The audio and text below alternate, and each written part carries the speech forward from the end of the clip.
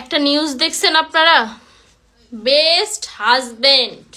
আজকে আমি তো কখনো সোশ্যাল মিডিয়ায় কিছু বলি না, আজকে আমি বলতে বাধ্য হলাম। বেস্ট হাজবেন্ড অ্যাওয়ার্ড পাওয়া ছেলেটিও পরকিয়া করে। আর তারপর পরিমণি আপুর ব্যাংক অ্যাকাউন্টে কি কম টাকা পয়সা ছিল, সে কি দেখতে কম সুন্দর ছিল, তার হাজবেন্ডও তাকে ছেড়ে চলে গেছে। এবার আপনি হয়তো বলতে পারেন যে মেয়ে আবার ক্যামেরার সামনে এসে শুধু শুধু বকবক কেন করছে। বকবকটা এই কারণেই করছি যে আপনারাও যে কিছু কিছু নিউজে লিখেন না যে ছেলেটা হারে মেয়েটাকে না পেয়ে অসহায়ের মতো পড়ে আছে হ্যান ত্যান, বা আমার দোষ দিচ্ছেন, আমাকে গালাগালি করছেন। আমি আবার এই কথা বলছেন যে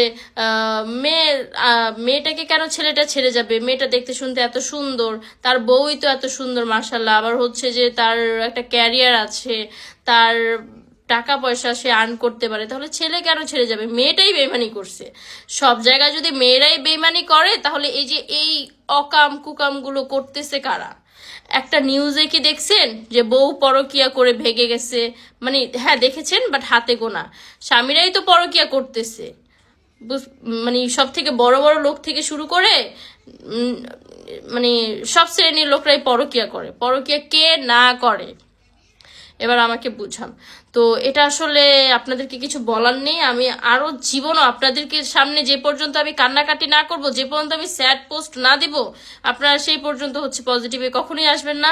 সেই পর্যন্ত আপনারা বুঝবেনই না যে আমি আসলে, আমি যদি এখন হাসাহাসি করি সারাদিন, আয়নার সামনে এসে যদি স্যাড পোস্ট দিয়ে ভিডিও করি, অতটুকুতেই কি আপনারা আমাকে বিচার করে নেবেন? তাহলে দেখা যায় এখন থেকে আপনাদের সামনে এমনই করতে হবে।